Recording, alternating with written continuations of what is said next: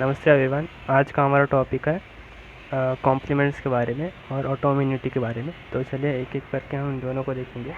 तो हमारा हम जो कॉम्प्लीमेंट डिफिशिएंसी है जो हमें इम्यून सिस्टम में देखने मिलता है वो जनरली कॉम्प्लीमेंट सिस्टम में किसी डिफेक्ट के कारण होता है।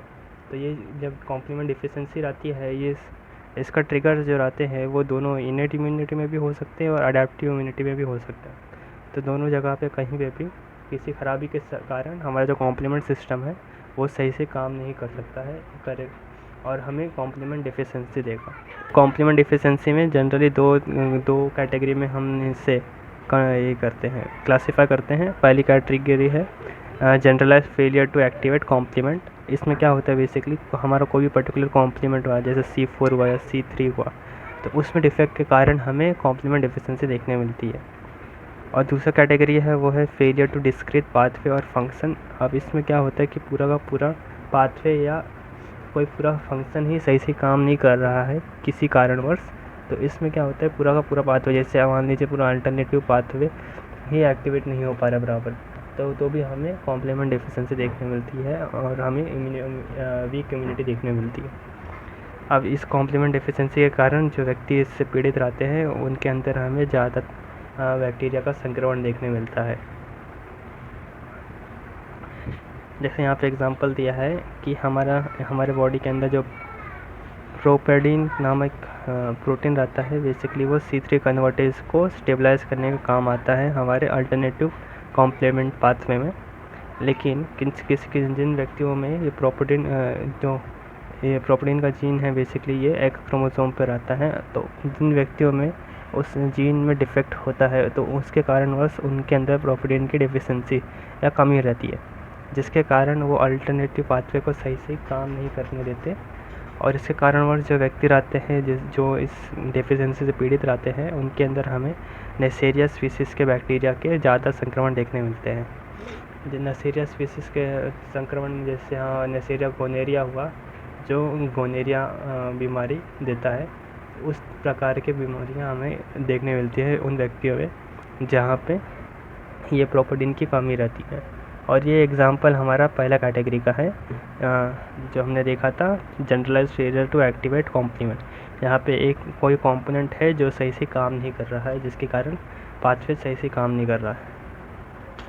इसी प्रकार अगर हमारे C5 से C9 जो लास्ट के कॉम्प्लीमेंट रहते हैं उनमें कोई प्रॉब्लम हुई तो फिर भी हमें अलग अलग बैक्टीरिया का संक्रमण देखने मिलता है पीड़ित व्यक्ति में, ठीक है। और ये भी पहले कैटेगरी का एग्जांपल है। यहाँ दूसरे कैटेगरी का एग्जांपल है माइनस बाइंडिंग लेक्टिन। ये जो पूरा पाथवे है यहाँ पूरा पाथवे किसी कारणवश पूरे पाथवे में डिफेक्ट आ गया है और वो पूरा पाथवे ही नहीं काम कर रहा है, तो इसके कारण भी हमारी इम्यूनिटी वीक रहेगी और हमें वो जो व्यक्ति रहेगा वो बैक्टीरिया के संक्रमण से अलग अलग बैक्टीरिया के संक्रमण से पीड़ित होने की उसकी संभावना बढ़ जाएगी। तो अब बात करते हैं हम ऑटो इम्यूनिटी की। तो हमारे शरीर के अंदर जो हमारी इम्यूनिटी रहती है वो शरीर इंश्योर करता है कि वो इम्यूनिटी जो है हमारे खुद के सेल्स के खिलाफ ना रहे, और जो हमारी इम्यूनिटी जो हम इम्यून रिस्पॉन्स देते भी हैं तो वो इम्यून रिस्पॉन्स ऐसा होना चाहिए कि जो शरीर झेल सके। मतलब एकदम अगर कुछ ज़्यादा तीव्र रहा, मतलब एक हद से ज़्यादा रहा तो बॉडी उस इम्यून रिस्पॉन्स को झेल भी नहीं सकती और उसके कारणवश हमारी खुद की इम्यूनिटी तब ज़्यादा हमें नुकसान पहुंचाती है एज़ कम्पेयर टू अगर हमें कोई संक्रमण हो जिस संक्रमण के लिए वो इम्यूनिटी मतलब रिस्पॉन्स दे रहा होता है। जैसे हमने कोविड के टाइम में भी देखा होगा, जो कोविड में जो ज़्यादातर व्यक्ति शुरू में मर रहे थे वो साइटोकाइन स्टॉर्म की वजह से मर रहे थे, जहाँ पे वो हमारी खुद की इम्यूनिटी इतनी ज़्यादा बढ़ जा रही थी यहाँ फेफड़ों में कि नॉर्मली लंग्स को काम ही नहीं करने दे रहे थे वो एक्सचेंज का ये गैसेस एक्सचेंज का, जिसके कारणवश व्यक्ति की मृत्यु हो जा रही थी। तो ये एक एग्जांपल होता है और मतलब कि इम्यूनिटी एकदम ज़्यादा हाइपर इम्यूनिटी का, अगर ज़्यादा हाइपर इम्यूनिटी दिखाएगी बॉडी तो भी हमें नुकसान रहता है। तो हमारा जो शरीर है ये इंश्योर करता है कि हमारे जो सेल्स इम्यून सिस्टम है वो एक तो हाइपर इम्यूनिटी ना दिखाए और ऑटो इम्यूनिटी ना दिखाए खुद के सेल्स के खिलाफ, ठीक है। अब इसके कारण वो हमारे शरीर में अलग अलग जगह पे चेक पॉइंट्स रहते हैं जहाँ पे ये दोनों चेक होता है और उन दोनों को मेंटेन किया जाता है, ठीक है। तो जो ऑटो इम्यूनिटी या हाइपर इम्यूनिटी रहती है, ये जो व्यक्ति इससे पीड़ित होते हैं, तो ओरिजिनली जो रहता है ये एक इम्यूनो डिफिशेंसी का फॉर्म है। मतलब कि हमारे जो चेक पॉइंट्स है इम्यून सिस्टम के, बॉडी उन चेक पॉइंट को सही से इम्यून चेक पॉइंट्स को सही से बना नहीं पा रही है, तो एक टाइप की इम्यूनो डिफिशेंसी है। लेकिन ये इम्यूनो डिफिशेंसी, जैसे नॉर्मल इम्यूनो डिफिशेंसी हमारी इम्यूनिटी को वीक करती हैं, इस प्रकार की इम्यूनो डिफिशेंसी जो चेक पॉइंट्स को अफेक्ट करती है, वो हमारी इम्यूनिटी को इम्यून रिस्पॉन्स को एक फ्री पास दे देती है, और उसके वजह के कारणवश ये जो ओरिजिनली जो हमारा इम्यूनो डिफिशेंसी था, उसके कारणवश हमें हाइपर इम्यूनिटी और ऑटो इम्यूनिटी देखने मिलती है। तो बेसिकली मैं कहना क्या चाहता हूँ कि जो हमारा ऑटो इम्यूनिटी और हाइपर इम्यूनिटी रहता है, ये बेसिकली एक टाइप का इम्यूनो डिफिशेंसी रहता है, जो हमारे बॉडी के अंदर एज हाइपर इम्यूनिटी या ऑटो इम्यूनिटी मैनिफेस्ट होता है, क्योंकि हमारे चेक पॉइंट से वो सही वहाँ पे कुछ कमी है। तो ये हमारा बॉडी इंश्योर करता है कि जो हमारा इम्यून सेल्स है, जैसे टी सेल्स हुआ, ये हमारे खुद के एंटीजन्स को बाहर के एंटीजन ना समझ के मारे, और इसके कारणवश वो क्या करता है कि वो जो थाइमस में टॉलरेंस या फिर सहनशीलता इंड्यूस करता है इन टी सेल्स में। और ये इंडक्शन बेसिकली होता कैसे सहनशीलता का, तो हमारे थाइमस के अंदर हमारे शरीर के अलग अलग एंटीजन्स जो रहते हैं, हमारे सेल्स के ऊपर अलग अलग सेल्स के ऊपर जो एंटीजन्स रहते हैं अलग अलग, वो सब बेसिकली दिखाया जाता है वहाँ पे। और जो टी सेल्स मतलब वो खुद के एंटीजन्स को ऐसे बाहर के एंटीजन्स रिकॉग्नाइज करते हैं, और ऐसे टी सेल्स को मार दिया जाता है या समाप्त कर दिया जाता है। और जो टी सेल्स मतलब इनसे बाइंड तो करते हैं, लेकिन ऐसा इतना स्ट्रांगली बाइंड नहीं करते कि वो इम्यून रिस्पॉन्स दे सके, या फिर ऐसा मतलब बेसिकली क्या करना चाहता हूँ कि कुछ जो इम्यून सेल्स जो खुद के एंटीजन्स को रिकॉग्नाइज करते हैं, लेकिन वो कोई इम्यून रिस्पॉन्स नहीं देते हैं, ऐसे टी सेल्स को सिलेक्ट किया जाता है और वही थाइमस से बाहर निकलते हैं। ठीक है, अब मान लीजिए किसी प्रकार से जो खुद के एंटीजन्स को रिकॉग्नाइज कर रहा था और बाहर का एंटीजन ऐसा रिकॉग्नाइज कर रहा था और इम्यून रिस्पॉन्स देने की क्षमता भी रखता है खुद के एंटीजन्स के खिलाफ, वो थाइमस से किसी प्रकार बचा के बाहर निकल जाए, तो हमारा दूसरा जो चेक पॉइंट रहता है वो रहता है टी रेगुलेटरी सेल्स का, जो हमारे टिश्यूज़ में रहते हैं। अब जो ऐसे सेल्स जो ऑटो इम्यून टी सेल्स हम इन्हें बोलते हैं, जो थाइमस से बच के निकल जाते हैं और खुद के एंटीजन्स के खिलाफ इम्यून रिस्पॉन्स दे सकते हैं, तो ऐसे ऑटो इम्यून टी सेल्स अगर जब टी रेगुलेटरी सेल्स के संपर्क में आते हैं, तो टी रेगुलेटरी सेल्स उन्हें समाप्त कर देते हैं। तो इस प्रकार से हम हमारे बॉडी का ऑटो इम्यूनिटी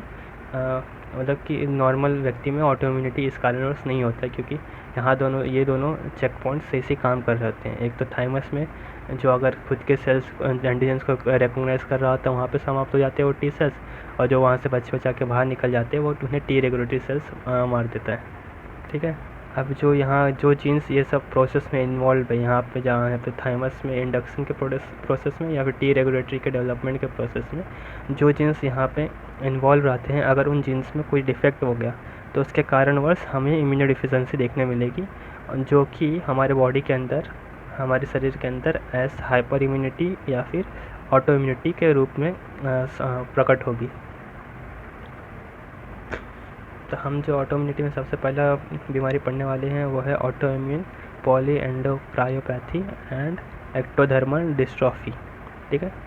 अब हमारे जो बॉडी के अंदर जो मैंने कहा था कि थाइमस में जो अलग अलग एंटीजन दिखाते हैं, वो एंटीजन दिखाने का काम करता है मेडुलरी एपिथेलियल सेल्स। और ये मेडुलरी एपिथेलियल सेल्स के अंदर एक जीन रहता है जिनका नाम है एर जीन या फिर ऑटो इम्यून रेगुलेटरी जीन। और ये जीन बेसिकली एयर प्रोटीन बनाता है, और ये एयर प्रोटीन ही हमें दो अलग अलग टाइप के एंटीजन्स दिखाने के या फिर एक्सप्रेस करने के काम आते हैं एपिथेलियल सेल्स के ऊपर, मेडुलर एपिथेलियल सेल्स जो थाइमस के अंदर आते हैं उनके ऊपर। ठीक है,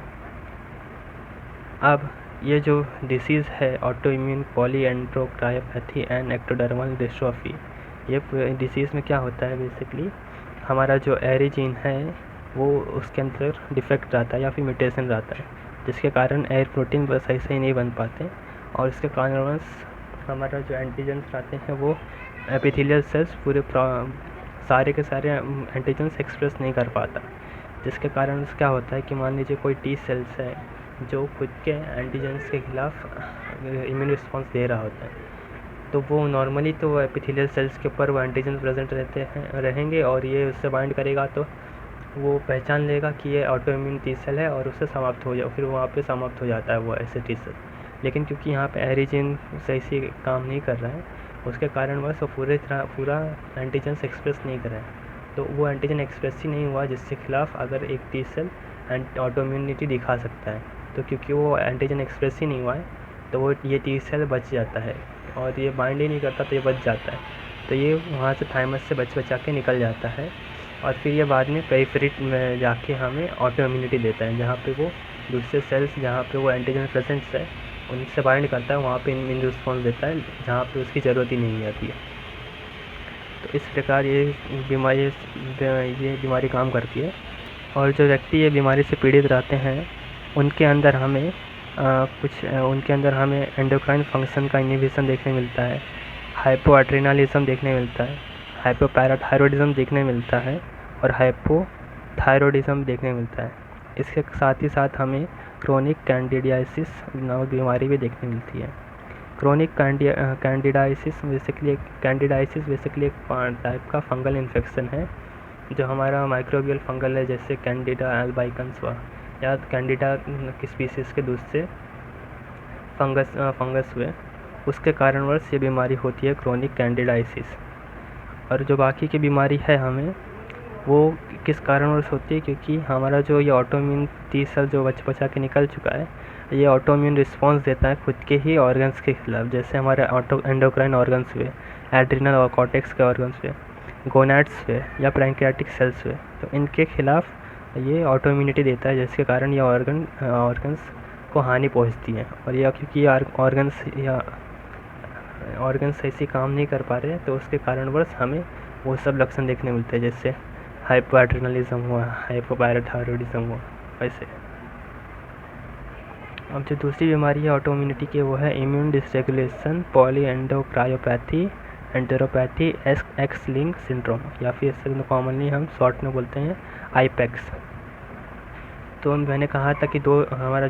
चेक पॉइंट्स हमने डिस्कस किया था इम्यून सिस्टम का, एक तो थाइमस में चेक करना रहता है और दूसरा टी रेगुलेटरी सेल्स रहते हैं जो पेरिफेरी में रहते हैं, जहाँ पे अगर कोई T cells auto immune T cells बचा के मतलब थाइमस से बचा के आ भी जाता है तो टी रेगुलेटरी सेल्स उन्हें समाप्त कर देते हैं। ठीक है, अब जो टी रेगुलेटरी सेल्स आते हैं उनके डेवलपमेंट के लिए FOXP3 नामक जीन का बहुत महत्वपूर्ण योगदान रहता है। तो FOXP3 नामक जो जीन रहता है वो FOXP3 नामक प्रोटीन बनाता है जो टी रेगुलेटरी सेल के डेवलपमेंट में बहुत ही इसका बड़ा योगदान रहता है। लेकिन अब जो ये आईपेक्स बीमारी रहती है इसमें क्या होता है, बेसिकली हमारा जो FOXP3 जीन है वो जीन म्यूटेट हो जाता है, जिसके कारण हमारा FOXP3 प्रोटीन भी सही से नहीं बनता,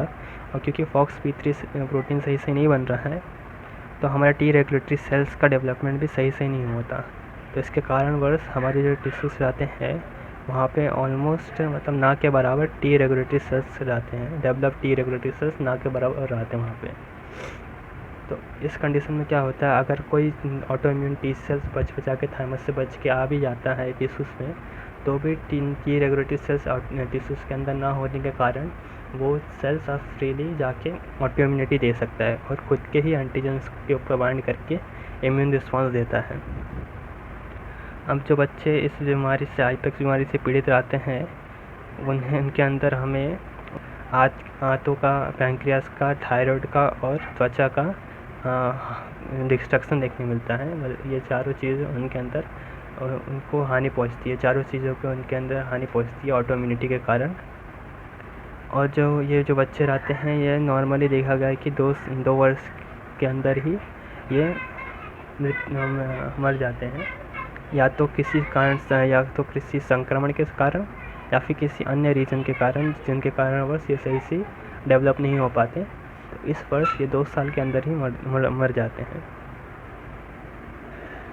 तो इसी के साथ आज का हमारा टॉपिक यहीं समाप्त होता है। यहाँ तक सुनने के लिए आप सबका बहुत बहुत धन्यवाद। ये रेफरेंस मैंने ये पूरा कंटेंट क्यूबिस से लिया है, तो आप चाहिए तो जाके क्यूबिस 7th एडिशन खुद पढ़ सकते हैं।